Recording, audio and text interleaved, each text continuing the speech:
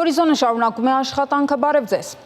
Ադրբեջանը հերթական ապատեղեկատվությունն է տարածել, թե իբր ապրիլի 11-ին Հայաստանի զինված ուժերի ստորաբաժանումները կրակ են բացել սահմանագոտու արևելյան ու հարավ-արևելյան հատվածներում տեղակայված ադրբեջանական դիրքերի ուղղությամբ։ Հայաստանի պաշտպանության նախարարությունը հայտնել է, որ տեղեկատվությունը չի համապատասխանում իրականությանը։ Հիշեցնենք, որ Հայաստանի վարչապետի աշխատակազմը առաջարկել է հրադադարի ռեժիմի խախտման դեպքերի եւ այդ մասին տեղեկությունների հետաքննության Հայաստան-Ադրբեջան համատեղ մեխանիզմ ստեղծել, ինչին Ադրբեջանը չի արձագանքել։ Հայաստանի պաշտպանության նախարարությունը վերահաստատում է, որ պատրաստ է հետաքննել Ադրբեջանի պաշտպանության նախարարության հաղորդագրությունը հիմնավորող փաստերը դրանք Հայաստանին փոխանցելու պարագայում։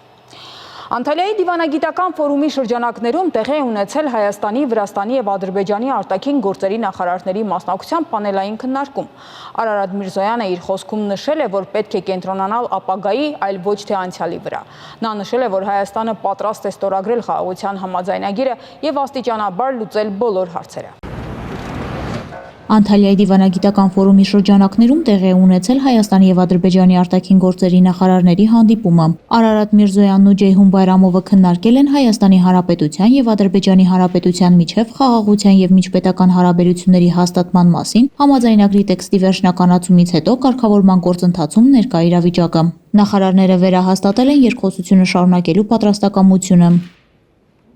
Հարավային Կովկասում տեղի ունեցող զարգացումներին հատուկ անդրադարձ է եղել նաև Անտալիայի դիվանագիտական ֆորումում։ Մասնավորապես երկկողմ հանդիպումից հետո ֆորումի շրջանակում տեղի ունեցել պանելային քննարկում Հայաստանի, Ադրբեջանի եւ Վրաստանի արտաքին գործերի նախարարներ Արարատ Միրզոյանի, Ջեյհուն Բայրամովի եւ Մակաբո Ջորիշվիլիի մասնակցությամբ։ Քննարկումը կրել է Հարավային Կովկասում տարածաշրջանային համագործակցության մարտահրավերներ եւ հնարավորություններ խորագիրը։ Քննարկման վարողը հիշեցնելով, որ անցած ամիս Երևանն ու Բաքուն համաձայնեցրել են խաղաղության համաձայնագրի տեքստը, հարցրել է, թե արդյոք ինչն է խանգարում դրա ստորագրմանը։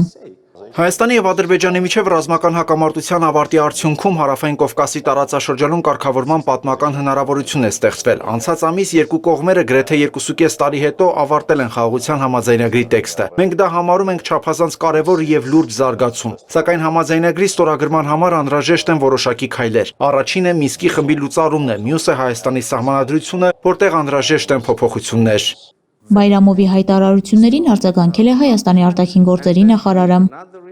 Մենք բազմիցս ցուցաբերել ենք պատրաստակամություն սկսելու ԵԱՀԿ Մինսկի խմբի լուծարման գործընթացը։ Այդ կառույցը կարող է լուծարվել, եթե հակամարտություն չկա, եւ սա հետաքրքիր հարց է։ Հիմա մենք կոնֆլիկտ ունենք, թե ոչ, տեղում ոչ, դե ֆակտո հակամարտություն չունենք, սակայն թղթի վրա խաղաղության եւ միջպետական հարաբերությունների մասին համաձայնագիր չունենք ստորագրված եւ ավերացված։ Կարող ենք շարունակել փիլիսոփայել այս հարցի շուրջ, սակայն մեզ համար լուծումը հստակ է։ Մենք պետք է ստորագրենք պայմանագիրը եւ ինստիտուցիոնալ ճանապարհով վերջ տանք այս հակամարտությանը։ Կարող ենք հանձնաժողով ստեղծել քննարկելու բոլոր հարցերը։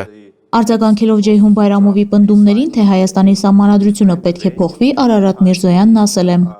Ինչ վերաբերում է Հայաստանի սահմանադրությանը, մենք էլ մտահոգություններ ունենք Ադրբեջանի սահմանադրության հետ կապված։ Եվ սա չենք ասում միայն հայելային արձագանքի համար։ Ադրբեջանի Հանրապետությունն իրեն հռչակում է Ադրբեջանի առաջին հանրապետության իրավահաջորդ, իսկ այն հայտարարել է իր ինքնիշխանությունը շատ ավելի մեծ տարածքների նկատմամբ, քան ներկայիս Ադրբեջանի Հանրապետությունը, ներառյալ ներկայիս հայկական տարածքների շուրջ 60%-ի նկատմամբ։ Եվ առաջ է գալիս հարցը, թե ինչ մոտեցում ենք որդեգրում։ Արդյոք պատրաստվում ենք նախ ունենալ բոլոր հնարավոր հարցերի պատասխանները եւ միայն դրանից հետո հարաբերություններ հաստատել, թե հիմնվում ենք արդեն ձեռքբերված պատմական առաջընթացի վրա։ Հայաստանն ու Ադրբեջանը համաձայնության են եկել պայմանագրի տեքստի շուրջ, ճանաչելով միմյանց տարածքային ամբողջականությունն այն սահմաններում, որոնք գոյություն են ունեցել մինչև Խորհրդային Միության փլուզման պահը։ Այս գործընթացները կարող են անվերջ տևել։ Մենք պետք է հասկանանք, կենտրոնանում ենք ապագայի վրա, թե անցյալի։ Անդրադառնալով ադրբեջանական կողմի այն դիտարկմանը, թե Հայաստանի սահմանադրությունից է բխում այն դրույթը, որ Լեռնային Ղարաբաղը պատկանում է Հայաստանին, Միրզոյանը հայտարարել է, որ Հայաստանի սահմանադրությունը բաց հանրային փաստաթուղթ է։ Յուրաքանչյուր ոք կարող է ստուգել եւ տեսնել, որ դրա մեջ չկա որևէ դրույթ, որը վկայում է այն մասին, թե Լեռնային Ղարաբաղը Հայաստանի մաս է։ Ինչու է ադրբեջանական կողմը շարունակ բարձրաձայնում այս հարցը, չէ՞ որ խաղաղության պայմանագրի համաձայնեցված տեքստի կետերից մեկով երկու երկրները ճանաչում են միմյանց տարածքային ամբողջականությունը եւ դա միանգամայն ընդունելի դիրքորոշում է։ Կա նաեւ այն մոտեցումը, ըստ որի կողմերը չեն կարող հղում կատարել իրենց ներքին օրենսդրությանը, դրանով իսկ արդարացնելով խաղաղության պայմանագրի ստորագրման ձախողումը։ Մենք համոզված ենք, որ բոլոր խոչընդոտների հաղթահարման ամենակարճ ուղին պայմանագրի ստորագրումն ու վավերացումն է։ Հայաստանի արտգործնախարարը կրկին նշել է, որ Երևանն ու Բաքուն ունեն բոլոր նախադրյալները ստորագրելու խաղաղության համաձայնագիրը, սկսելու երկխոսության նոր փուլ եւ բացելու խաղաղ հարաբերությունների նոր դարաշրջան Հարավային Կովկասում։ Իսկ արդյոք պայմանագրի ներկա տեքստը պատասխաններ է տալիս հնարավոր բոլոր հարցերին, Միրզոյանի կարծիքով ոչ։ Նա համոզմունք է հայտնել, որ աշխարհում չկա որևէ պայմանագիր, որը կարող է տալ բոլոր հարցերի պատասխանները։ Ըստ նախարարի, սա պարզապես հարաբերությունների վերսկսման հիմք է, իսկ ինչ վերաբերում է խնդրահարույց հարցերին, ապա նրա կարծիքով կողմերը կարող են շարունակել քննարկումները նոր հնարավորություններ ստեղծելով համագործակցության համար։ Իր հերթին Վրաստանի արտաքին գործերի նախարար Մակա Բոճորիշվիլին հայտարարել է, որ խաղաղ եւ անվտանգ Հարավային Կովկասը Վրաստանի համար կարևոր առաջնահերթություն է։ Նրա խոսքով տարածաշրջանը մեծ ներուժ ունի, որն ամբողջությամբ իրացնելու համար կայուն եւ երկարաժամկետ խաղաղություն է անհրաժեշտ։ Եվ Հայաստանը եւ Ադրբեջանը կարող են հույս դնել Վրաստանի վրա։ Մենք պատրաստ ենք տրամադրել բոլոր հնարավոր միջոցները նպաստելու տարածաշրջանում երկխոսությանը եւ համագործակցությանը։ Բոճորիշվիլին կարևորել է կողմերի քաղաքական կամքը եւ լարվածությունը վերացնելու տրամադրվածությունը։ Վրաստանի արտաքին գերատեսչության ղեկավարի խոսքերով Թբիլիսին տարածաշրջանային գործընթացներում պարզապես միջնորդ չէ, այլ գործընթացների մի մասը, քանի որ տարածաշրջանի խաղաղությունը եւ կայունությունը երեք երկրների համար ընդհանուր հետաքրքրություն է ներկայացնում։ Քննարկման մասնակիցներն անդրադարձել են նաև տարածաշրջանային հաղորդակցության միջոցներին։ Արարատ Միրզոյանը նշել է, որ հայկական կողմն առաջարկել է Բաքվին բացել երկաթուղային կապուղիները, սակայն ադրբեջանական կողմը ոչ մի դրական պատասխան չի տվել։ Անահիտ Հակոբյան, Հորիզոն։ Այսօր Մոսկվայում մեկնարկել է Հայաստանի անշարժ գույքի միջազգային ցուցահանդեսը, որի շրջանակներում ներկայացված են մեր երկրում իրականացվող առաջատար շինարարական նախագծերը, որոնց թվում է նաև Շանթ Ռեզիդենս բնակելի համալիրը։ Ցուցահանդեսը նպատակ ունի օտարերկրյա ներդրողներին ներկայացնել անշարժ գույքի հայկական շուկան, նրա հաջողություններն ու առավելությունները։ Նախագծի հեղինակ Business Partners of Armenia ընկերության նախագահ Վրույր Փենեսյանը համոզված է, որ շինարարական ոլորտի միջազգայնացումը բարձրացնում է Հայաստանի ներդրումային գրավչությունը։ Մոսկվայից մանրամասները ներկայացնում է մեր սեփական թղթակից Վահե Ավանեսյանը։ Հայաստանի անշարժ գույքի շուկան պետք է խոստովանել, որ օտարազգիների համար չբացահայտված ֆենոմեն է։ Եթե ազնիվ լինենք, հաճախ ինքներս էլ չենք կարողանում բացատրություն գտնել այն իրականությանը, որ տիրում է այդ ոլորտում, բայց բիզնեսի տեսակետից հենց այդ իրականությունը ներդրումային հիանալի հնարավորություններ է ստեղծում։ Եվ այստեղ ներկայացված հայաստանյան տասնյակ կառուցապատողներ եկել են հաստատելու, որ մեր երկրում իրականացվում են միջազգային կարգի ճարտարապետական նախագծեր, որոնք մրցունակ են բոլոր առումներով։ Ցուցահանդեսի կազմակերպման աշխատանքներին զուգահեռ ընթացել են բանակցությունները միջազգային կառուցապատողների հետ, որոնց ներկայությունը Հայաստանում կարևոր է բիզնես կլիմայի ընկալման համար։ Վրույր Փենեսյանը մեզ հայտնեց, որ ցուցահանդեսի շրջանակներում նախատեսվում է նմանատիպ ընկերությունների հետ համագործակցության պայմանագրերի ստորագրում։ Մենք ուզում ենք նաև գործական կապեր ստեղծվի հայ եւ ռուս գործարարների միջև եւ դրա հետ կապված մենք հրավիրել ենք նաև գործարարների ռուսաստանցի եւ կլինեն ընկերության սեփականատերեր, որոնք ուղիղ կապ կստեղծեն մեր կառուցապատողների հետ։ Ասեմ ավելին, մենք ունենք նախնական արդեն պայմանավորվածություն համաշխարհային ճանաչում ունեցող ընկերությունների, ովքեր գործունեություն են իրականացնում այս պահին Ռուսաստանում եւ իրանք միջոցառման շրջանակներում ակնկալվում է նաև որ պայմանագրեր կնքեն հայ մի քանի կառուցապատողների հետ ու Հայաստանը գրանցվի միջազգային այդ անշարժ գույքի ամենամեծ ցանցում արդեն կլինի նոր կետ, որ իրանք կներկայացնեն։ Հայաստանի անշարժ գույքի մոսկովյան ցուցահանդեսը կարևորվում է նաև նրանով, որ այստեղ ներկայացված են ոչ միայն Երևանում, այլ նաև մյուս քաղաքներում, մասնավորապես Ծաղկաձորում, Դիլիջանում եւ Ապարանում իրականացվող կառուցապատման նախագծերը։ Հայաստանի արտակարգ եւ լիազոր դեսպան Գուրգեն Արսենյանը ողջունեց հայ գործարարների նախաձեռնությունը, ճշտելով, որ հայ բիզնեսի ճանաչելիությանը միտված քայլերը բարձրացնում են մեր երկրի նկատմամբ վստահությունը։ Դիտարկելով այս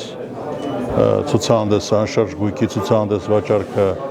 Ռուսաստանի Դաշնության մայրաքաղաք Մոսկվայում, մենք կարող ենք արձանագրել, որ սա էլ արտահանման մի նոր մոդել է, այսպես ասեմ, որը որ կարող է բերի հետաքրքիր արդյունքների։ Խորհուրդ կտամ բոլոր մեր գործարարներին, բոլոր մեր տնտեսվարողներին իրենց աշխատանքում ման գալ եւ գտնել նոր մեթոդներ, իրենց արտադրանքը, իրենց ստեղծածը ներկայացնելու, գովազդելու, ավելի ճիշտ մատուցելու այն աշխարհին, որը որ կոչվում է գնորդներ։ Որովհետև մեր առաջնային խնդիրը կայանում է հետևյալը, որ մենք մեր երկիրը պետք է դարձնենք գրավիչ։ Ցուցահանդեսի շրջանակներում բոլոր կառուցապատողները համաձայնել են հանդես գալ վաճառքի հատուկ առաջարկներով, իսկ պոտենցիալ գնորդների համար ստեղծվել է հիանալի հնարավորություն մեկ վայրում համեմատել Հայաստանում կառուցվող կամ արդեն կառուցված լավագույն շենքերը եւ ընտրություն կատարել։ Իսկ Շանթ Ռեզիդենս բնակելի համալիրը ցուցահանդեսի շրջանակներում հատուկ զեղչեր անելու կարիք չուներ, քանի որ զեղչային գրավիչ համակարգը միշտ է գործում եւ հասանելի է բոլորին։ Շանթ Ռեզիդենսի բնակարանները Երևանի կենտրոնին մոտ նորակառույցների մեջ ամենամատչելին են։ Չնայած Երևանի համար անհավանական թվացող գներին, Շանթ Ռեզիդենսը գերժամանակակից համալիր է, որտեղ կառուցվում են նորագույն ստանդարտներին համապատասխանող եւ ճարտարապետական գրագետ լուծումներով բնակարաններ։ Իսկ մյուս գրավչությունը մետրոյի Սասունցի Դավիթ Կայարանի անմիջական հարևանությունն է ու տրանսպորտային արագ հասանելիությունը ցանկացած ուղղությամբ։ Առաջնային նպատակներից է դա իհարկե խթանել Հայաստանի անշարժ գույքի վաճառքին եւ ներդրումներ ակնկալել բերել դեպի Հայաստան։ Դրա համար մենք բացի բնակելի անշարժ գույքից հենց ներդրումային անշարժ գույքեր ենք այստեղ ներկայացնելու միջոցառման շրջանակներում, որպեսզի ապահովենք մարդկանց, ովքեր Հայաստանում անգամ եթե ցանկություն չունեն բնակարան ձեռք բերելու, որպեսզի ունենան եկամուտի նոր աղբյուր, այսինքն ներդրումներ անեն ապարտ հոթելներում կամ նման ինչ-որ կառույցներում եւ пассив եկամուտ ակնկալեն Հայաստանից։ Ռուսաստանի հայ գործարարների Կիլիկիա ՓԱԿ ակումբի նախագահ Նվեր Սարգսյանը հաստատում է, որ արդի աշխարհակաղակական պայմաններում ներդրումային առումով Հայաստանը հետաքրքրություն է ներկայացնում ռուս գործարար աշխարհի համար։ Ցանկացած նման նախաձեռնություն մենք ողջունում ենք, որը կապ ունի հայկական ապրանքների եւ ծառայությունների հայկական ընկերությունների միջազգային շուկա դուրս գալու հետ։ Մենք ունենք նման փորձ Մոսկվայում Թումոյի օրինակը բավականին հաջողված մեր ռուս գործընկերների հետ բոլոր քննարկումների արդյունքում մենք հասկանում ենք, որ կա պահանջարկը հայկական անշարժ գույքի, հայկական կազմակերպություններում ներդրումներ անելու եւ նման նախաձեռնությունները մեզ համար խիղճ ողջունել են։ Հայաստանի անշարժ գույքի միջազգային ցուցահանդեսը կգործի 2 օր եւ արդեն ակնհայտ է դառնում, որ այս ուղղությամբ աշխատանքները պետք է շարունակական լինեն։ Ընդհանուր առմամբ այս ցուցահանդեսի ներկայացված անշարժ գույքի կապիտալիզացիան գերազանցում է $2 միլիարդ։ Եվս մի հետաքրքիր ցուցանիշ։ Անցած տարվա ընթացքում ռուսաստանցի մեր հայրենակիցները Հայաստանում գնել են ավելի քան $200 միլիոն անշարժ գույք։ Եվ դա այն պայմաններում, երբ չի տարվում համակարգված աշխատանք։ Եվ այս ցուցահանդեսը այդ համակարգումը սկսելու առաջին փորձն է։ Վայա Ավանեսյան, Էդգար Հովանեսյան, Մոսկվա, Շանթ Նյուզ։ Գազպրոմ Արմենիա ընկերությունը տեղեկացնում է, որ ապրիլի 14-ին եւ 15-ին գազամատակարարման պլանային դադարեցումներ են նախատեսվում Կոտայքի մարզի մի շարք բնակավայրերում եւ Երևանի որոշ հասցեներում։ Գազպրոմ Արմենիա ընկերությունը տեղեկացնում է, որ պլանային աշխատանքներ իրականացնելու նպատակով ապրիլի 14-ին ժամը 10-ից մինչև ժամը 18-ը կդադարեցվի Կոտայքի մարզի Ալափարս, Հարզական, Բջնի, Թեղենիկ, Քարաշամփ եւ Աղվերան բնակավայրերի գազասպառողների գազամատակարարումը։ Պլանային աշխատանքներ իրականացնելու նպատակով ապրիլի 15-ին ժամը 10-ից մինչև ժամը 16-ը կդադարեցվի Երևան քաղաքի Արաբկիր վարչական շրջանի Կոմիտասի պողոտայի թիվ 19 կոտորակ 1, թիվ 19 կոտորակ 3 բազմաբնակարան շենքերի, հարակից առանձնատների, գազասպառողների եւ տարբեր նշանակության հանրային կազմակերպությունների ժամը 10-ից մինչև ժամը 17-ը Շենգավիթ վարչական շրջանի Արտաշիսյան եւ Արագածի փողոցներով պարփակված թաղամասի առանձնատների գազասպառողների եւ տարբեր նշանակության հանրային կազմակերպությունների գազամատակարարումը։ Ընկերությունը հայցում է գազասպառողների ներողամտությունը եւ խնդրում պահպանել անվտանգության պահանջները։ Գազամատակարարման դադարեցումների մասին տեղեկատվություն ստանալու համար բաժանորդագրվեք Գազպրոմ Արմենիա ընկերության Telegram ալիքին։ Այժմին այսքանը, կհանդիպենք ժամը 22-ին։